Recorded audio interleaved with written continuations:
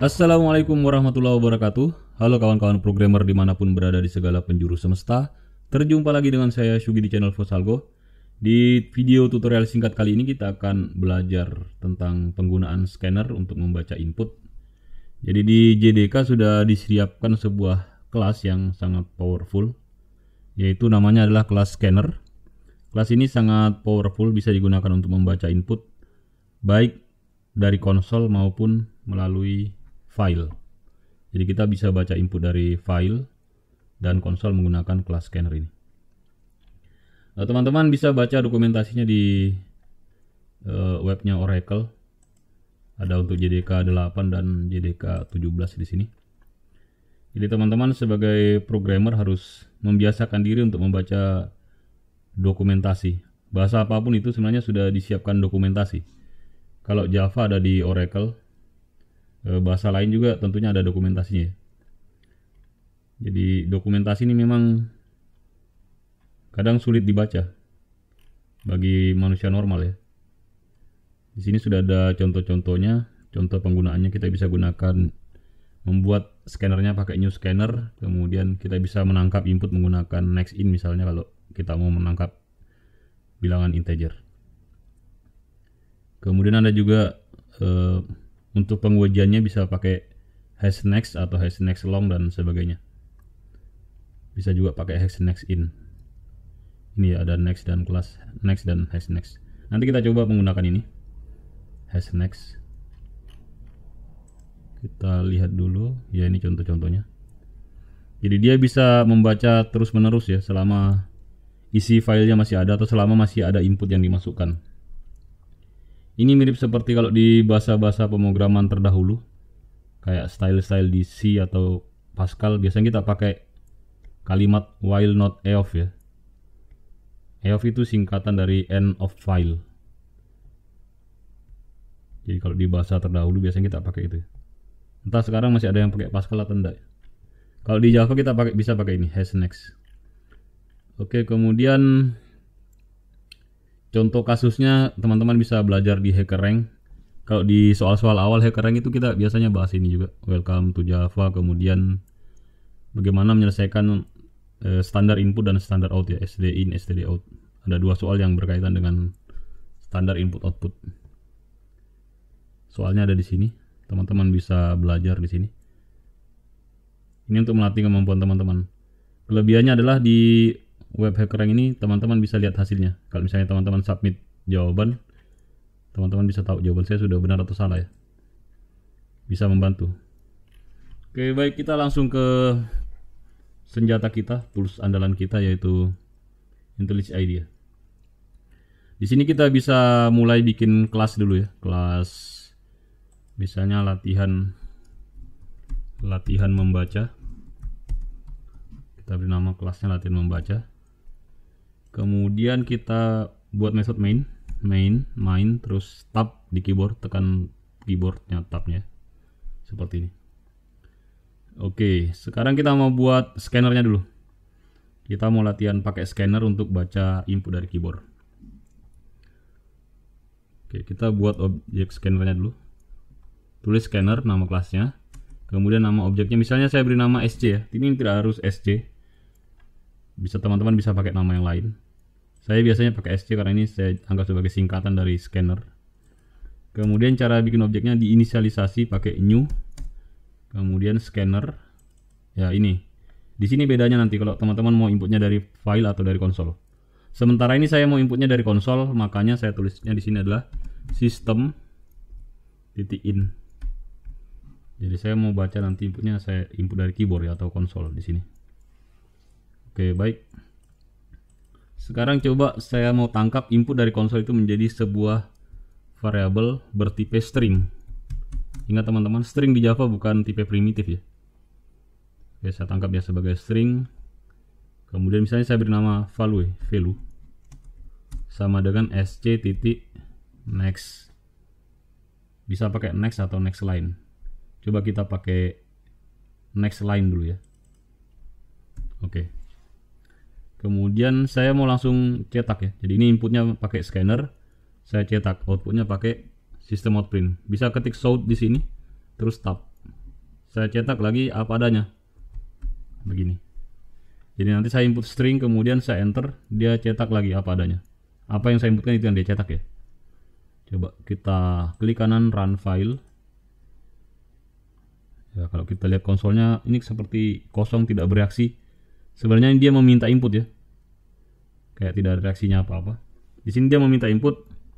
Misalkan saya masukkan, saya belajar membaca input.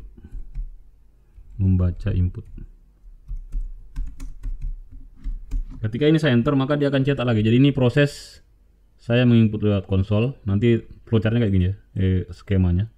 Saya menginput lewat konsol, kemudian dibaca ini. Hasil inputan saya dibaca menggunakan SCNX line, disimpan ke dalam sebuah variabel value yang bertipe string. Kemudian nanti setelah saya baca, dia cetak hasilnya. Jadi ini teks yang sama, apa yang saya input itu juga yang dicetak. Saya membacanya pakai next line ya. Coba saya enter di sini. Oke, dia cetak sama. Saya belajar membaca input. Jadi yang hijau ini inputnya, yang ini hasil printnya. Kalau mau dikasih perbedaan, mungkin bisa dibuatkan seperti ini. Anda kasih kalimat ya. Anda menulis string titik 2 spasi tanda petik tanda tambah. Ini untuk menyambung beberapa kalimat ya, beberapa string dalam satu print pakai tanda tambah. Yang ini ada petiknya karena ini adalah string yang saya buat langsung di dalam sistem out print. Jadi ini bukan variable, ini string yang saya buat langsung di dalam sistem out print. Coba saya run.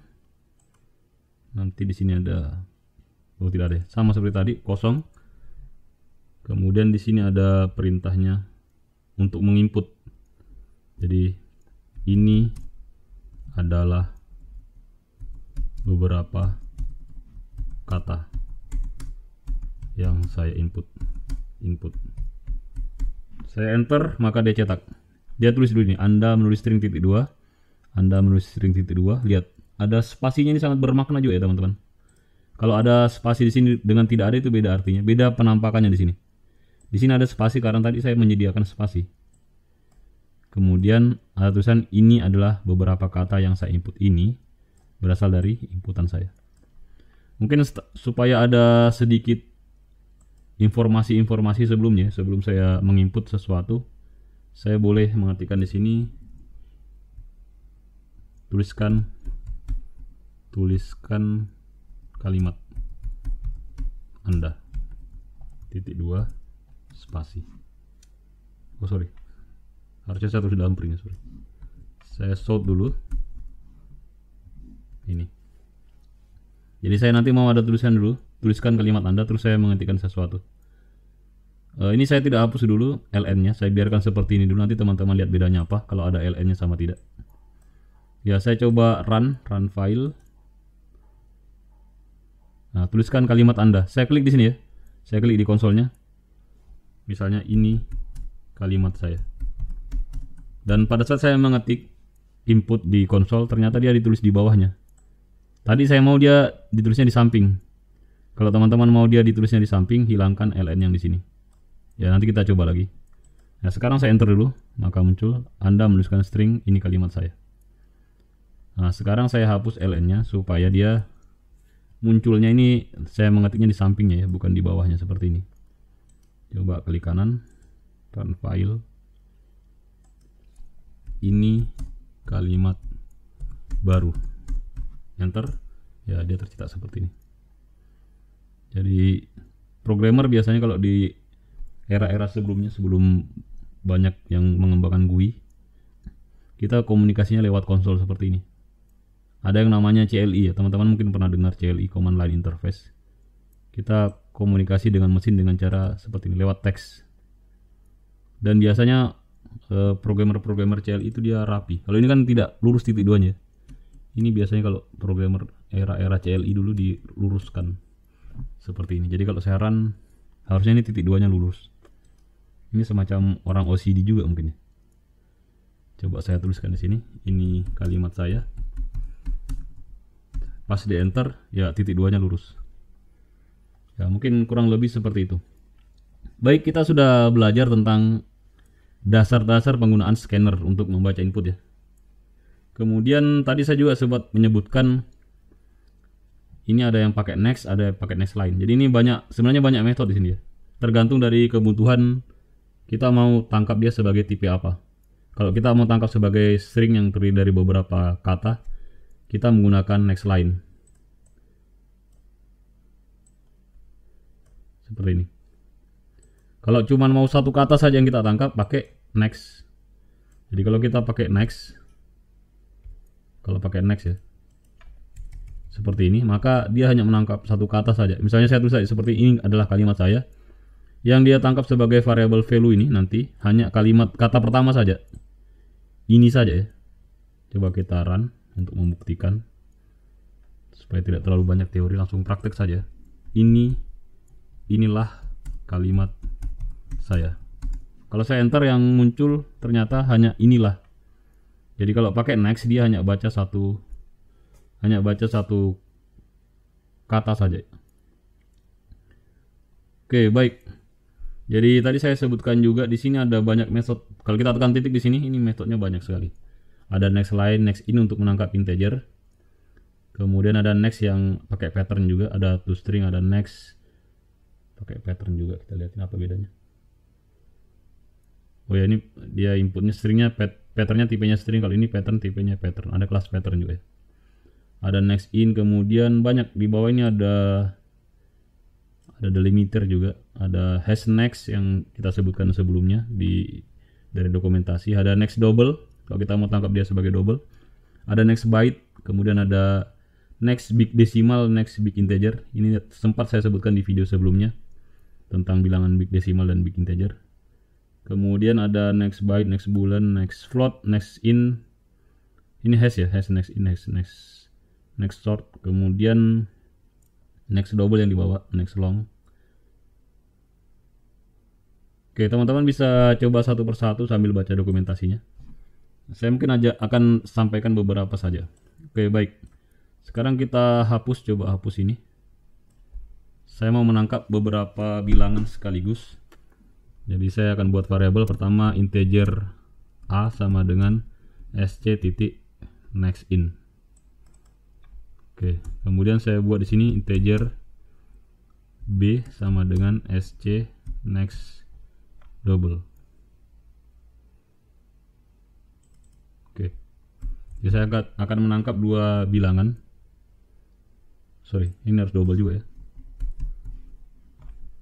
Dua bilangan, yang pertama adalah integer, yang kedua double b. Saya coba cetak saja. Shout a, kemudian shout b, seperti ini. Coba kita run file. Ini kalau sudah sempat di run seperti ini, klik kanan run filenya di sini. Kita sebenarnya sudah bisa setting di sini ya. Ini bisa dia baca otomatis tadi. Saya run lewat tombol run. Ini hasilnya. Dia meminta input. Saya masukkan misalnya A-nya adalah 45, enter. Kemudian dia minta input berikutnya 8,976, enter. Ya, dia cetak ya. A adalah 45, B 8,976. Ini kalau saya run lagi. Jadi cara menulisnya juga seperti ini. Misalnya 345, spasi juga berguna. Dia akan baca sebagai input yang berbeda. Spasi misalnya 89,7654. Jadi dia akan baca dua input, A-nya yang ini. Setelah itu spasi dia baca ini. Saya enter. Ya, dia baca A-nya adalah 345, B-nya adalah 89,7654. Kalau masih ada variabel lain lagi yang mau dibaca, misalnya ada double lagi. Yang ketiga double C sama dengan SC. Jadi ini cara pilih metodenya tergantung tipe apa yang mau saya baca. Saya mau baca double, jadi saya baca next double. Titik. Saya bisa shout lagi. Shout C. Oke, baik. Saya coba run file. Untuk dekorasinya teman-teman bisa tuliskan sendiri ya. Kalau misalnya mau ada masukkan huruf A, masukkan angka A, masukkan angka B, masukkan angka C. Oke, coba saya masukkan angkanya 12. Kemudian yang angka kedua adalah tipenya double 34,567. angka berikutnya 89,01234. Enter. Oke, ini hasilnya.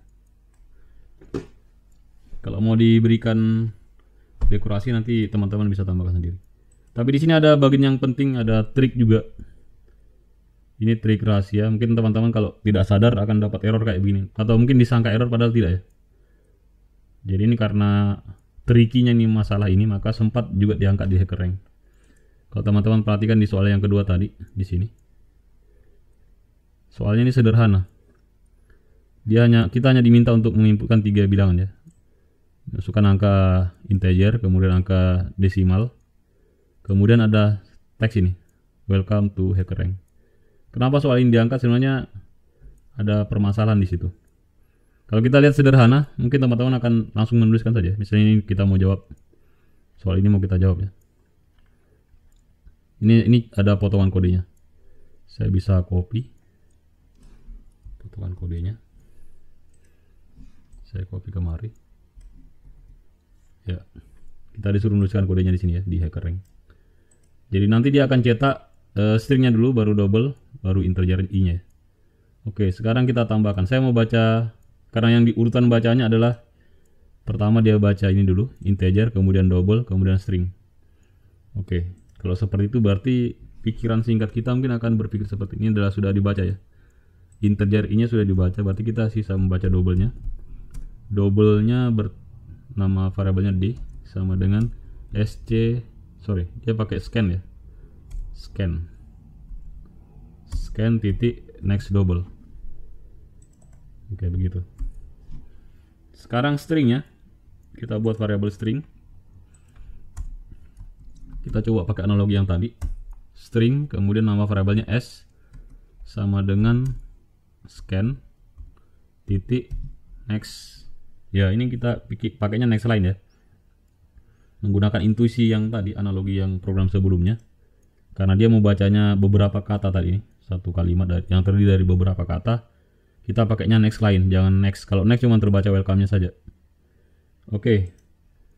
Ini secara analogi sudah benar. Kita baca integer, double dan stringnya. Kemudian dia tampilkan, ini tidak ada yang saya rubah. Urutan penampilannya adalah string dulu, baru double, baru integer.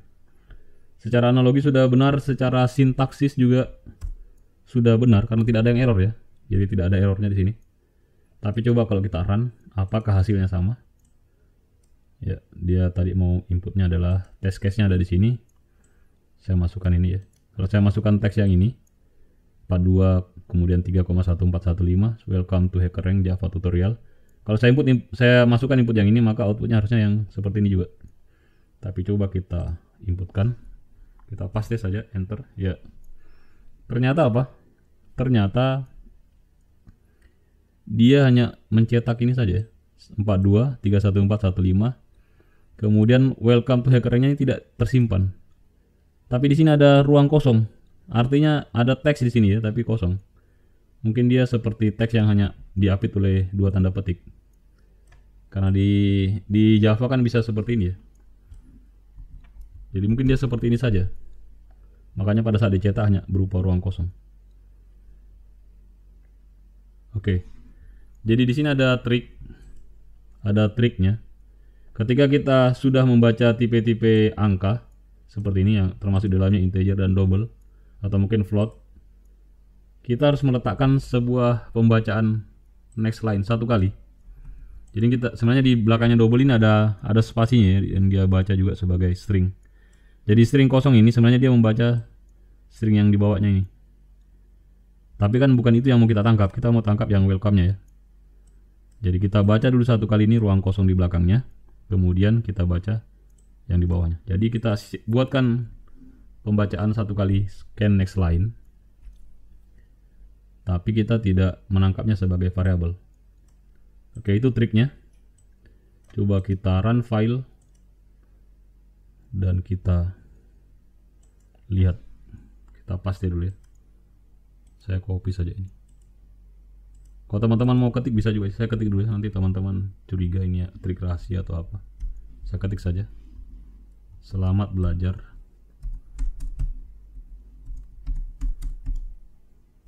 Oke, enter. Ya, tercetak stringnya ya. Tercetak stringnya, kemudian tercetak double-nya. Oke. But sorry, saya salah tadi. Ternyata bukan ini yang error. Tapi yang di atas ini streamnya tidak ada. Coba saya run file lagi. Coba saya paste. Oke, dia sudah benar.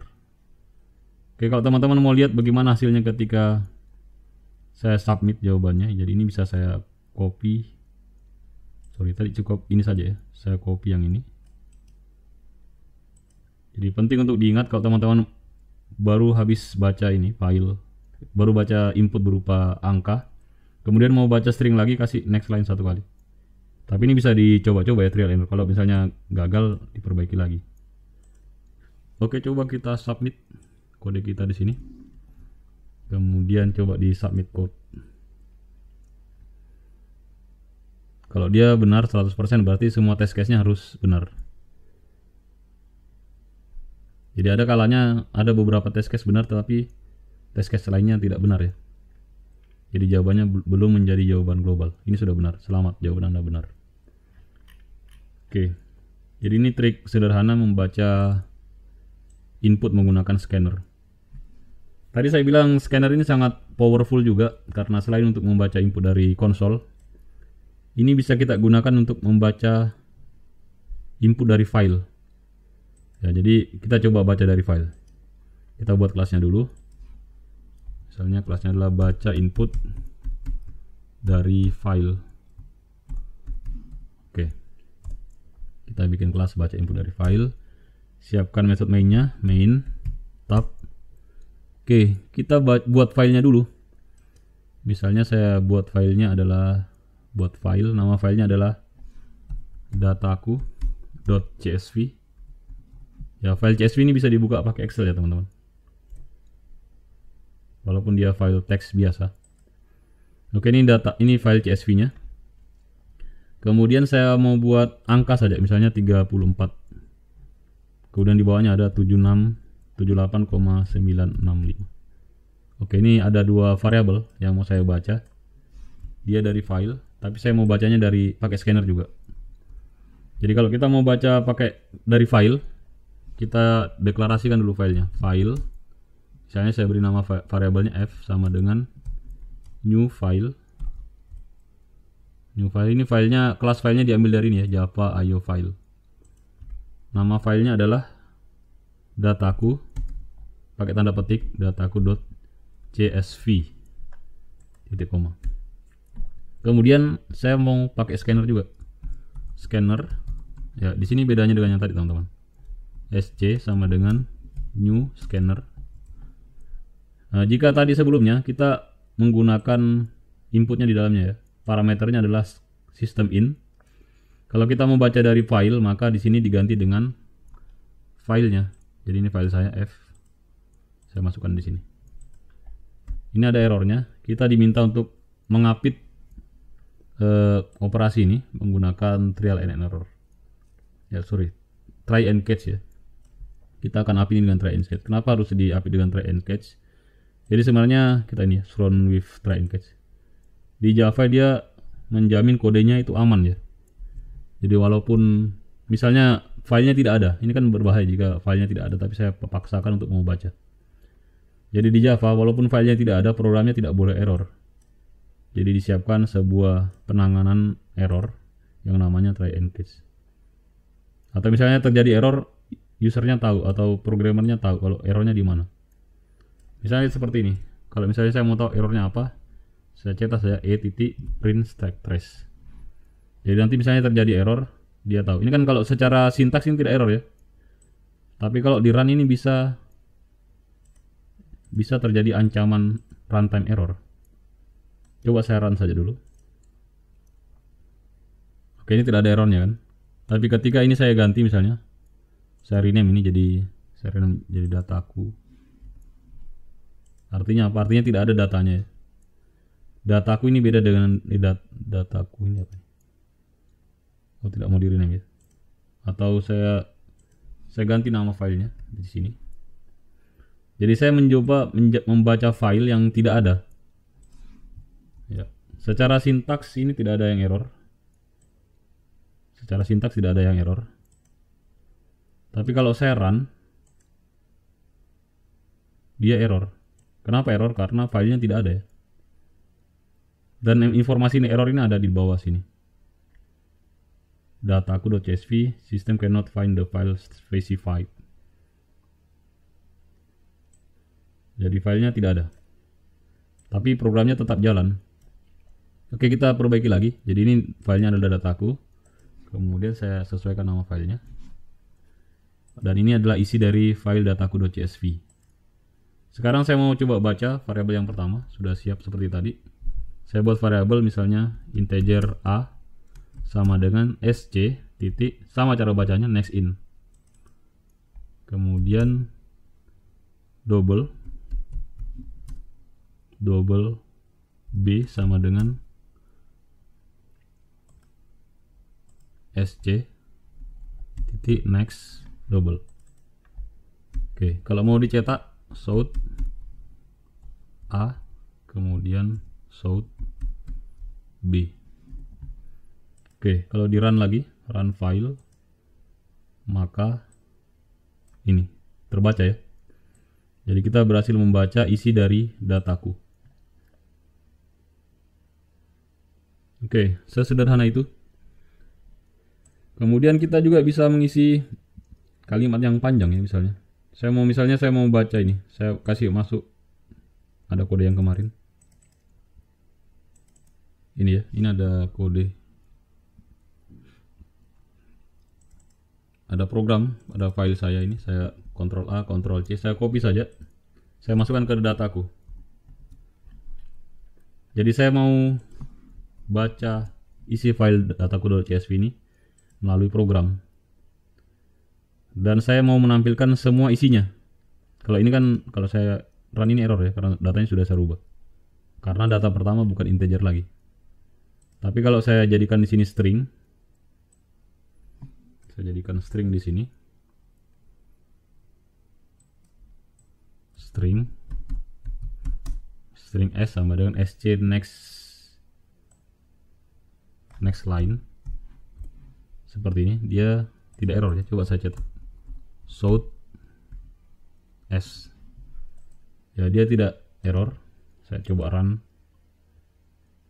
Ya, dia tercetak. Dia baca baris yang pertama saja, yang ini, yang import scanner. Ya, tugas berikutnya adalah saya membaca semuanya. Jadi selama masih ada isi filenya termasuk yang ini, saya mau baca pakai program. Ya, inilah gunanya tadi hash next ya, hash next line. Jadi saya bisa ambil dua baris ini, saya cut. Kemudian saya buatkan pernyataan kondisi dulu. Jika sc hash next line, kalau dia masih ada isinya barisnya maksudnya, while not off kalau di bahasa program Pascal, maka saya baca dan saya tampilkan sc next line, kemudian saya tampilkan. Sesederhana ini, saya cuma tambahkan if saja. While, bukan if tapi while, selama masih ada isinya, selama masih ada barisnya saya tampilkan. Coba saya run file. Dia harusnya baca semua ya. Ya, ini dia baca semua. Dia membaca semua isi filenya dari import sampai di bawah. Jadi sangat mudah. Cukup menggunakan class scanner kita bisa membaca input dari konsol dan membaca input dari file. Hash next line ini juga berguna di konsol ya. Jadi kalau di file berguna, di konsol juga bisa dipakai. Jadi misalnya saya buat program lagi di sini. Nama programnya adalah meminta dan terus meminta lebih. Oke.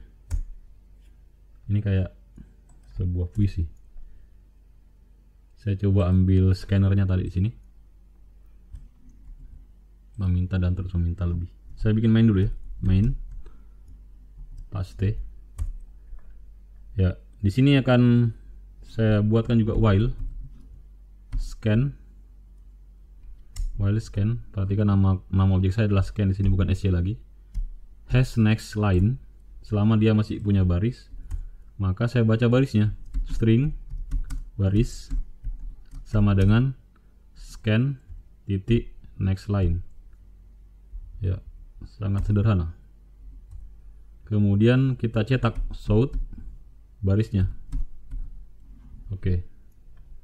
Coba saya run file. Coba saya menuliskan sesuatu di sini. Coba saya tulis. Enter. Oh, dia minta lagi. Tulis lagi. Enter dan lagi. Terus ya, jadi setiap saya menginputkan kata atau kalimat, dia akan tampilkan lagi.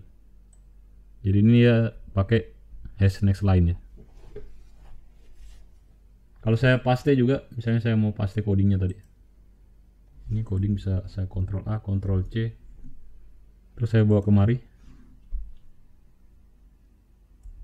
Saya paste.